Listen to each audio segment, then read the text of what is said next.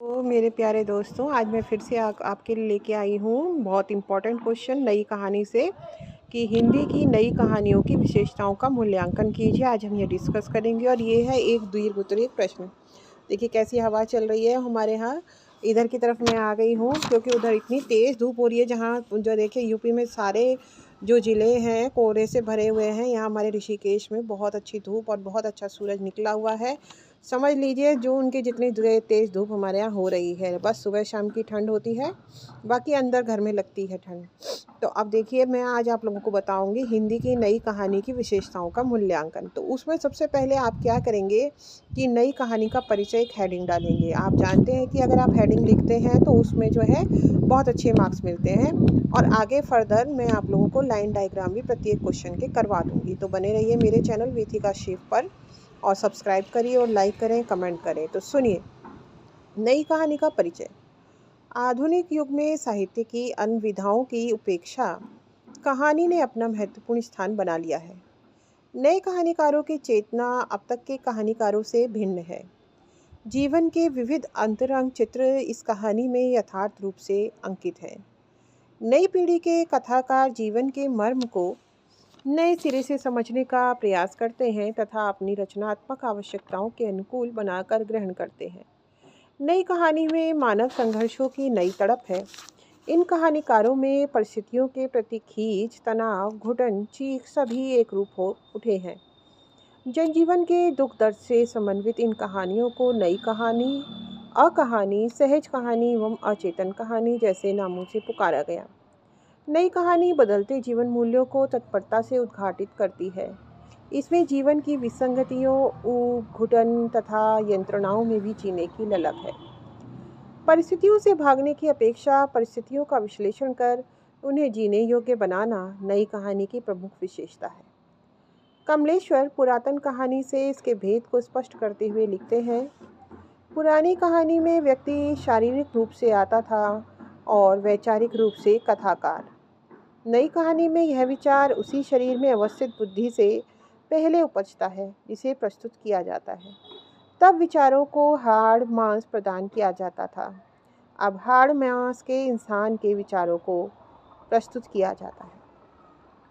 Professor Dhanraj Verma ने नई कहानी की साहसिकता की प्रशंसा करते हुए कहा है, जो संशय, ग्रस्तता और व्यर्थ था, जो निर्वासन, जो अजनबीपन, जो मृत्यु भय, ऊब और घुटन इन दिनों के वातावरण में फैली और फैल रही है, उसी का उद्घाटन इधर के कहानीकार पूरी बोल्डनेस के साथ कर रहे हैं। किसने कहा ये? प्रोफेसर धनराज वर्मा ने। ठीक है, मुमकिन है कि कुछ लोगों को वे मनोदशाएं आरोपित लगती हों। उसके बाद थोड़ा विराम, डैश डैश डैश। ये स्थितियां किंचित अतिरंजित भले लगे, इन्हें निराधार नहीं कहा जा सकता। डॉक्टर शिव कुमार शर्मा लिखते हैं, देखिए अब जब लिखते हैं आ गया तो आप इसको इन्वर्टेड कोमास में लिखेंगे। नई कहानी ने बदलते हुए जीवन को उसके समय रूप में पकड़ने का प्रयास नहीं किया है, बल्कि उसके खंडित अथवा विकृत रूप को ही अंकित किया है। निसंदेह नई कहानी में चित्रित स्थितियाँ निराधार तो नहीं है, किंतु ये किसी स्वस्थ और ठोस आधार को न लेकर मन की विक्षुब्ध स्थितियों के एकांगी आधार को लेकर उभरी हैं। केवल फ्रायड, सार्त्र और काम से जीवन दृष्टि पाने वाले नए कहानीकार का जीवन लक्ष्य, व्यापकता एवं उदात्तता से शून्य है। फलतः उसने विकृत और खंडित व्यक्तित्व का चित्रण किया है। अब देखिए, अब आप जो है सेकंड हेडिंग डालेंगे नई कहानी की विशेषताएं। तो नई कहानी में मानव जीवन के संघर्षों से जूझने की प्रवृत्ति पाई जाती है। नई कहानी में कहानीकार के अनुभव जीवंत एवं अर्थवान रूप में मिलते हैं। नई कहानी में भारतीयता का गुण है, वह पश्चिमी कहानियों की अनुकृति नहीं है। गहनता एवं व्यापकता भी नई कहानी की महत्वपूर्ण विशेषता है। इस कालधारा की कहानी ने जमीन में धंसकर गहराई पैदा की है। नई कहानी के कहानीकार अस्तित्ववाद के समर्थक हैं।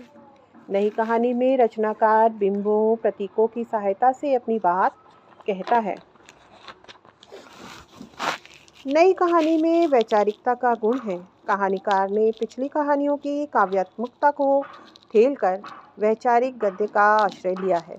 नई कहानी में कथा तत्व को अपेक्षाकृत कम महत्व मिला है। यह स्पष्ट है कि पिछले कुछ दशकों में हिंदी के कहानीकार ने रूपवाद, भाववाद, कलावाद, अध्यात्मवाद जैसे तत्वों से जमकर संघर्ष किया है। नई कहानी का उद्भव। नई कहानी का आरंभ सन 1950 से माना जाता है। आज की कहानी के विशिष्ट कथाकार मोहन राकेश ने पारिवारिक तनावों को लक्ष्य करके कहानियाँ लिखी एवं अत्यधिक दबाव तथा तनावों के फलस्वरूप होने वाली विषमता का चित्रण किया। किन्होंने किया मेरे प्यारे बच्चों? तो देखिए, मोहन राकेश।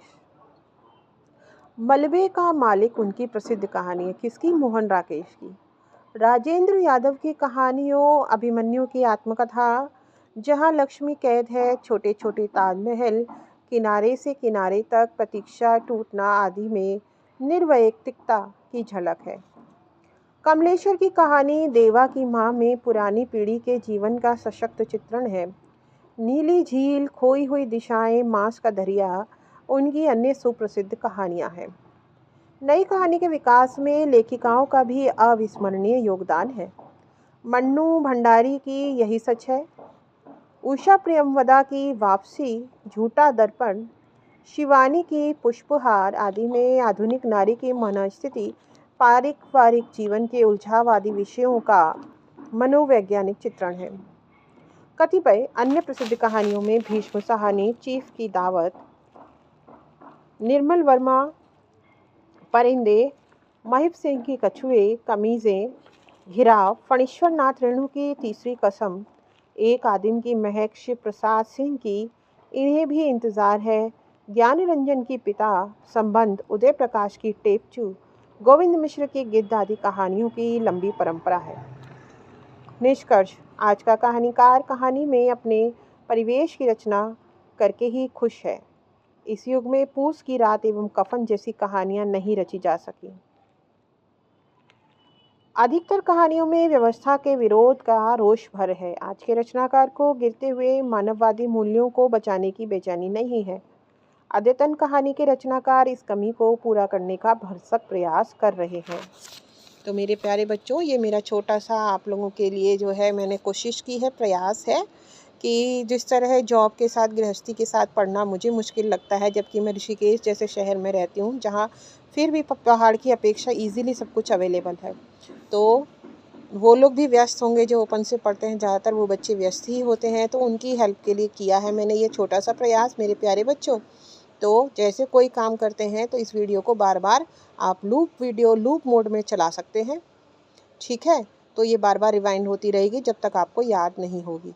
तो कमेंट्स करना ना भूलें, लाइक करें, शेयर करें। धन्यवाद।